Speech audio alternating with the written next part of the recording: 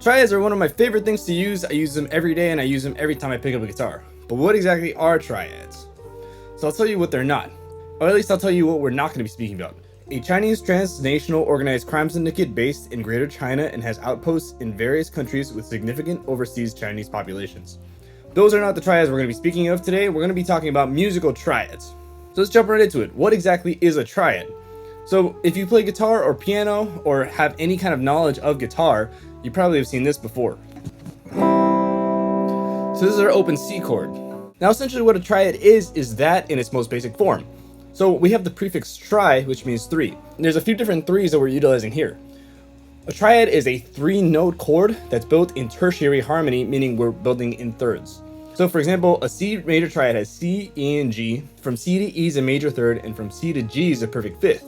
Or from C to E is a major third, and from E to G is a minor third. So we're stacking in thirds. If we were to go all the way up to C major 7, we'd have C, E, G, B, and from G to B is actually a major third. And also, if all the intervals I'm throwing at you are confusing, you can check out my video on intervals where I explain all this stuff from the ground up. So generally in the Western world, we build chords in thirds, and a triad is essentially a chord in its most basic form. Now, however, when we play our C major chord that I just showed you, we actually have 5 different notes. However, one thing that I like to do with all of my students is go over what exactly we're playing when we're playing the C major chord. So if we look at the notes we're playing, we have a C, E, G, and then a C, E. If we eliminate all the undistinct notes, we actually have just C, E, and G. We have a C major triad here, and then we have C and E, which is a root and third doubled on the top voice of that. So when I say I like triads, I would like to play this. C, E, and G without any of the extra notes. Even if I played C like this, where I have 6 notes now, I have C, G, C, E, G, C. But again, we only have C, E, G if we're looking at the distinct notes.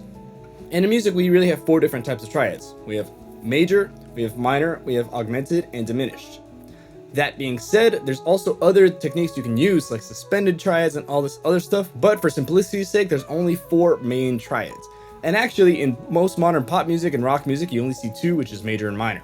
You don't see a lot of diminished or augmented chords, and they sound like this. This is C diminished. Oh, this is C diminished. And then this is C augmented.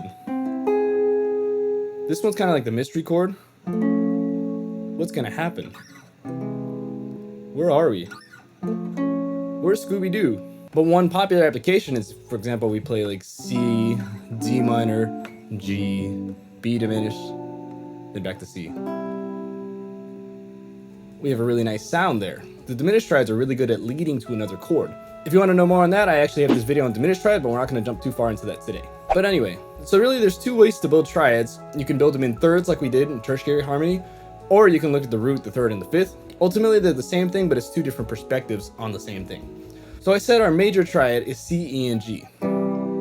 If we look at the distance between C to E, we have a major third, and then I can either look from C to G, which is a perfect fifth, or I can look from E to G, so the third note to the 5th note, and that is actually a minor third. So a major triad is just the root, the major third, and perfect fifth, or it's a major third and then a minor third. Now, a minor triad is actually very similar. If we look at C minor, we have the notes C, E flat, and G. So from C to E flat is a minor third, and then from E flat to G is a major third, or from C to G is a perfect fifth again. So the only difference between a major triad and a minor triad is the one note, which is the third. Which is why power chords are so cool, because if I play this, there's no inherent quality. If I sing da, it sounds major. If I go da, it sounds minor now. Then for our diminished and augmented triads, they're very closely related to the major or minor triad. So let's take a look at augmented. So in our major triad, we have C, E, G. Our augmented triad is going to be C, E, G sharp. So what that gives us is an augmented fifth between C and G sharp, or it gives us another major third between E and G sharp. So we have root, third, sharp 5, or augmented fifth, or major third and then another major third stacked on top of it, which is really cool. You can find an augmented triad in the whole tone scale, where you just have whole steps.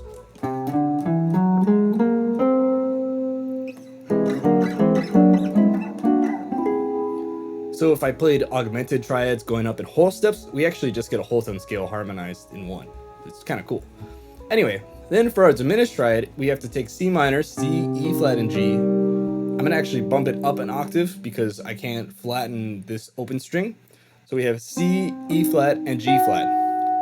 So if we look at the intervals, we have a minor third between C and E flat, and then a flat 5 between C and G flat. Or we have a minor third between C and E flat, and a minor third between E flat and G flat. And that gives us our diminished chord. Now, what I would recommend no matter what instrument you're playing on is to get really good at these triads and be able to play them over a chord progression.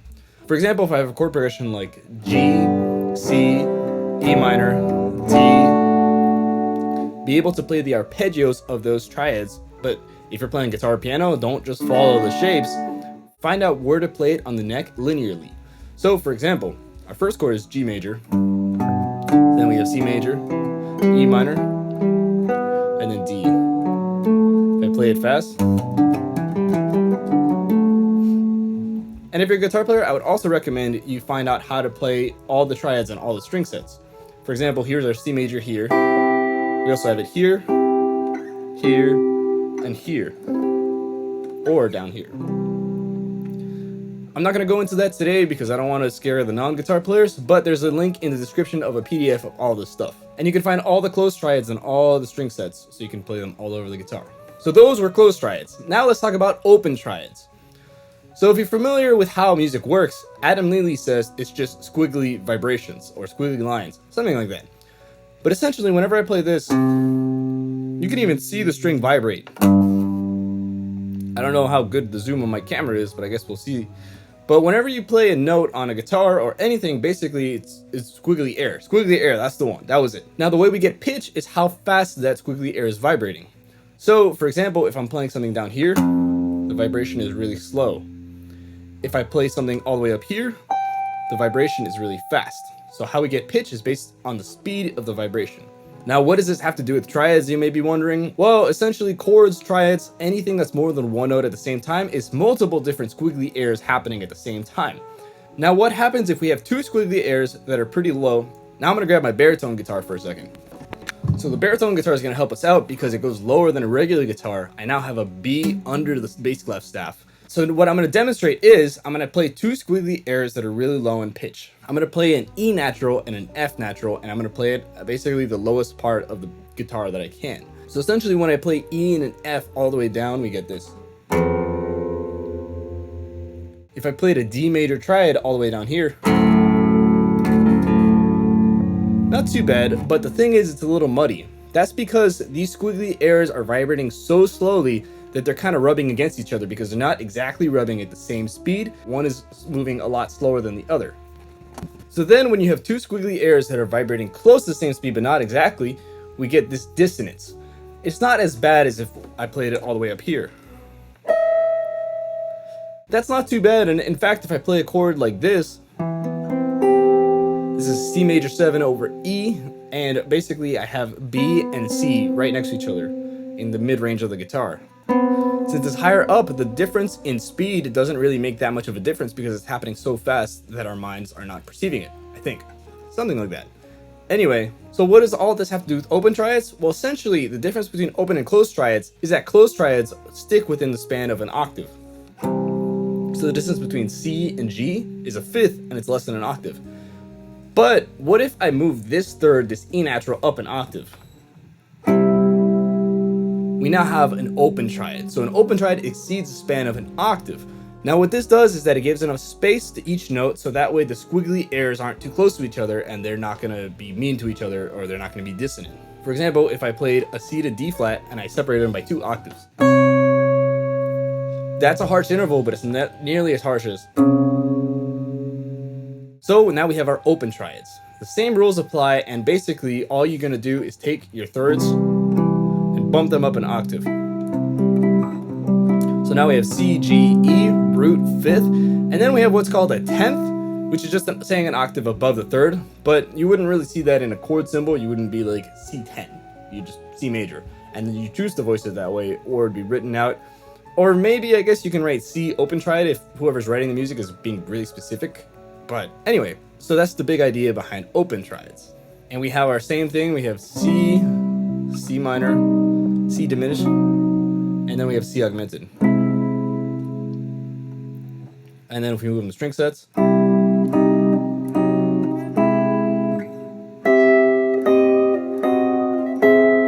if you're a guitar player, I definitely recommend practicing that on all the string sets.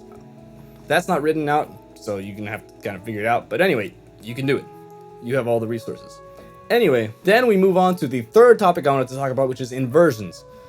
So an inversion is essentially when you're playing a chord with the root not on the bottom.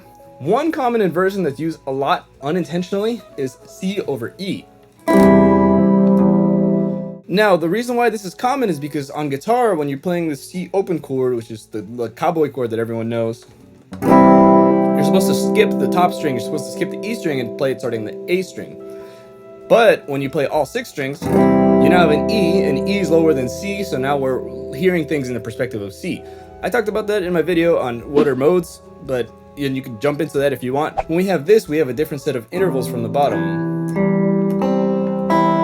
It's a different character. It still sounds like C, but it sounds like a different perspective. But essentially, an inversion is whenever you have a note that's not the root note of the chord on the bottom of it. It's kind of different from a slash chord, but they're really similar in concept. I have a video on that too if you want.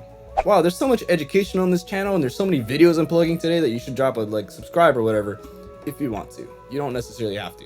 But anyway, back into inversions. So essentially, there's really kind of 2 ways to invert a chord, and I think it's cool thinking of it in both ways. There's one Lage Lund DVD that I saw where he talks about doing something like this.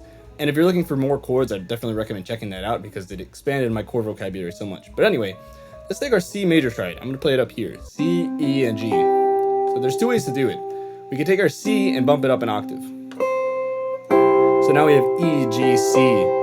It's a different sound than this. We can do it one more time and bring this E up an octave. If we do that here, we can't play the C over here because we can only play 1 note per string, so we got to move that down here, and our G goes here. We have this now. So here's root position, first inversion, second inversion. Basically, the number of inversions is determined by what note is on the bottom of the voicing. If you wanted to see a very clear picture of this, here's the same thing but on the same string set. So we have C, E, G, E, G, C, and then G, C, E, all the way down here. And if you're a guitar player, you've probably seen a lot of these shapes somewhere. For example, this one, if we bring it all the way down here, is the inner part of the C major chord. So is this one here. So all of these inversions and shapes are within this chord here. All the information is already inside of you. Wow. And that's kind of the thing behind inversions. And what happens if we invert our open triads? So we have our G major chord, G, D, and B open. So we have the root, 5th, and then the 3rd. So I'm going to take this G and put it all the way at the top. And our second way of inverting, which I feel is really helpful when you're doing something like more than triads, like a 7th chord or anything with 4, 5, 6 notes, is basically we're going to move all of the notes in the chord to the next chord tone. So for example, I'm going to add a 7th. I'm going to take a C major 7 chord. We're going to play C, E, G, and B. Now what I'm going to do is basically have each note in this chord go to the next chord tone we have. So C is going to go all the way up to E, and E has to go up to G, then G has to go up to B, and then B has to go up to C. And we now have a chord that's unplayable on guitar.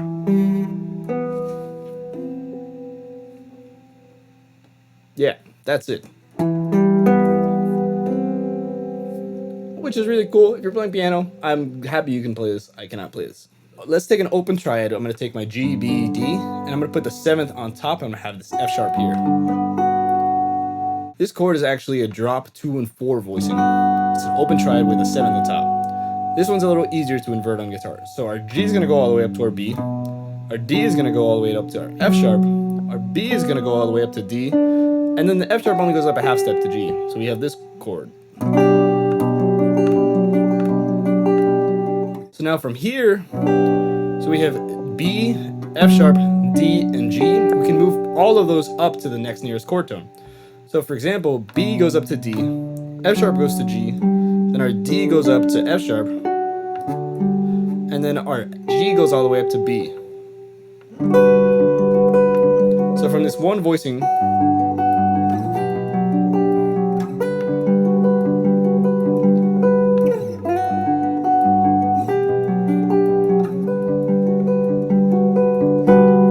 these are three really cool voicings from our just this.